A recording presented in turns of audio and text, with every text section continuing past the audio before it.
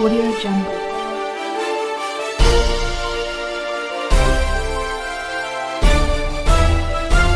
Audio Jungle. Kalahandi ଜିଲ୍ଲାର Golamunda block ଅନ୍ତର୍ଗତ ଦଶପୁର ଗ୍ରାମଠାରେ ସାପ କାମୁଡ଼ାରେ ନିରୀହ ବାଳକଙ୍କ ମୃତ୍ୟୁ ଘଟିଛି।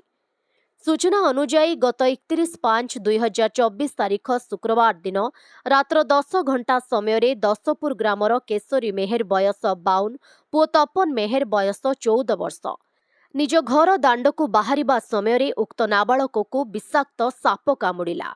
ନାବାଳକଟି ବୋବାଳି କାନ୍ଦିବାରୁ ପୁଅର ମା କୁନ୍ତି ମେହେର ଓ ବାପା କେଶରୀ ମେହେର ଦୌଡ଼ି ଆସି ଦେଖିବାରୁ ବିଷାକ୍ତ ସାପ କାମୁଡ଼ିଥିଲା।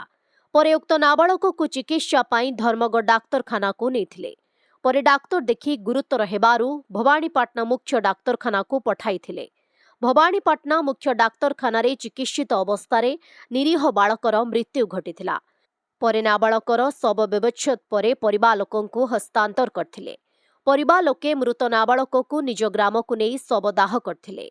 ଲୋକଙ୍କ କହିବା ଅନୁଯାୟୀ ଝାଟି ମାଟି ଭଙ୍ଗା ଘରେ ରହୁଥିବାରୁ ସାପ ବିଛା ଆଦି କୀଟ ପତଙ୍ଗ ରହିବା ଭଳି ଲୋକେ ଅନୁମାନ କରିଛନ୍ତି। ବର୍ତ୍ତମାନ କେଶରୀ ମେହେରଙ୍କ ଗୋଟିଏ ବୋଲି ଗେହ୍ଲା ପୁଅ ତପନ ମେହେର ଥିଲା। ବର୍ତ୍ତମାନ କେଶରୀ ମେହେରଙ୍କ ମଧ୍ୟ ଶରୀର ଅବସ୍ଥା ଠିକ୍ ନାହିଁ। କୁନ୍ତି ମେହେର ମୂଲିଆ ଖଟି ପରିବାର ପ୍ରତିପୋଷଣ କରୁଛନ୍ତି। ଗୋଟିଏ ବୋଲି ପୁଅକୁ ହରାଇ ମା ଗରାଣ୍ଡି ଗରାଣ୍ଡି ହତାଶ ହୋଇ କାନ୍ଦ ବୋବାଳିରେ ଫାଟି ପଡ଼ୁଛି।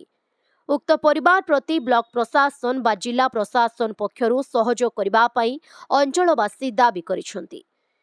କଳାହାଣ୍ଡିରୁ କେଶ ମେହେରଙ୍କ ରିପୋର୍ଟ, ଓଡ଼ିଶା ହାଇଲାଇଟ୍ ସମାଚାର।